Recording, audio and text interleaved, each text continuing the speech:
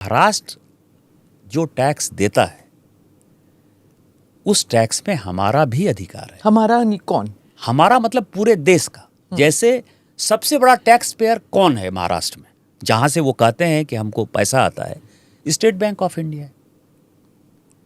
State bank of India का headquarter वहां है, तो टैक्स वो मुंबई में देता है, महाराष्ट्र में देता है।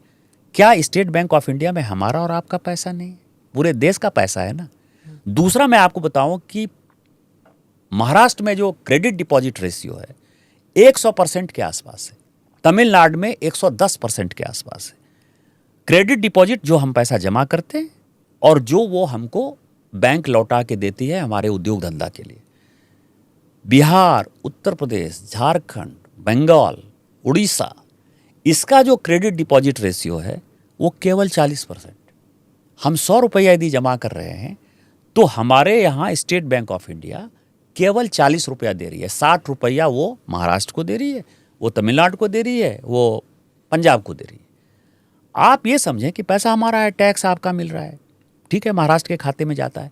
LIC का किसके पास इंश्योरेंस नहीं? सभी इंश्योरेंस होल्डर हैं। LIC का हेडक्वार्टर है तो उनका जो है टैक्स महाराष्ट्र में जा रहा है।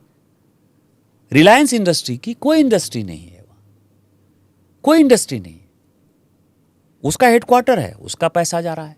बिहार में यदि टाटा स्टेब्लिश किया फैक्ट्री तो बिहार में स्टेब्लिश किया ना। यदि बिहार नहीं होता, जो आज जमशेदपुर है, तो टाटा नहीं बनता। उसका हेडक्वार्टर वहाँ है, वो टैक्स देता है। आदित्य विक्रम बिरला जो है, उनकी कौन सी इंडस्ट्री महाराष्ट्र में है? हिंडाल्को हमारे यहाँ है, हम उनको कॉपर दे रहे हैं, उनका हेडक्वार्टर है, वो वहाँ कर रहे हैं। सज्जन जिंदल वहाँ बैठ रहे हैं, उनका हेडक्वार्टर है, वो पैसा दे रहे हैं। तो मैंने ये कहा कि जो महाराष्ट्र की इकोनॉमी में पैसा है उस पैसा में हमारा भी अधिकार है।